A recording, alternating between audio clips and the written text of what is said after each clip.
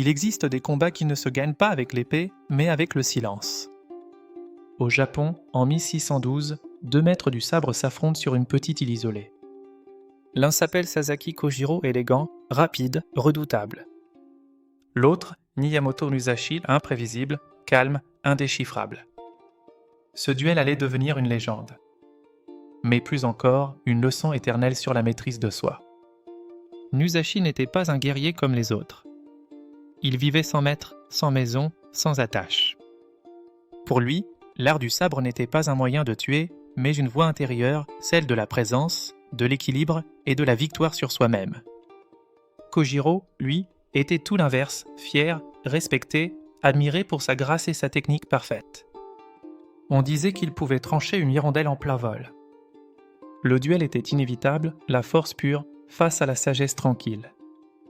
Le matin du duel, Kojiro attendait déjà sur la plage, son sabre à la main, le regard brûlant d'impatience. Mais Musashi ne vint pas. Les minutes devinrent des heures. La tension monta, la colère aussi. Puis enfin, une barque apparut sur l'horizon. Musashi en descendit, lentement, taillant lui-même un sabre de bois dans une rame. Il avait volontairement choisi d'arriver en retard. Pas par arrogance, mais pour briser l'équilibre mental de son adversaire. Avant même que le duel ne commence, il avait déjà gagné dans l'esprit. Kojiro attaqua le premier, rapide comme l'éclair. Mais la colère guide mal la lame. D'un seul geste fluide, précis et silencieux, Musashi esquiva, frappa et mit fin au combat. Il n'y eut ni triomphe, ni gloire. Juste le vent, la mer et un silence respectueux.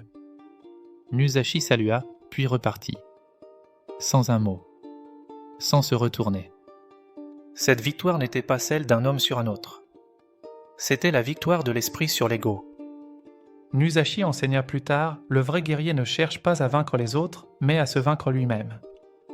Dans chaque confrontation, il voyait un miroir. Une occasion d'observer ses peurs, ses désirs, sa colère. Et c'est ainsi qu'il devint invincible. Non pas parce qu'il était le plus fort, mais parce qu'il était le plus calme. Ici s'arrête le récit. Mais pas la leçon. Parcimonie là où le calme devient force. Si cette histoire vous a inspiré, laissez un commentaire, aimez et partagez cette vidéo.